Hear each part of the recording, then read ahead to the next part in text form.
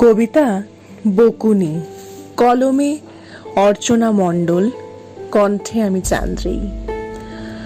কতদিন মাগো তোমার গায়ের গন্ধটা শুকিনি, এখনো খুব মিস করি ছোটবেলার সেই বকুনি। পরীক্ষা শেষে বাড়ি ফিরলে প্রশ্নপত্র দেখতে খুঁটিয়ে বুকে ধরতো কম্পন মোদের, ভয়ে থাকতেন গুটিয়ে।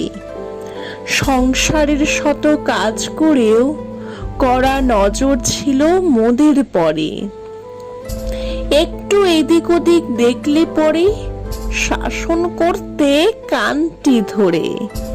সকল দোষ ত্রুটির ধরার মতো কেউ নাই এখন আপনজন।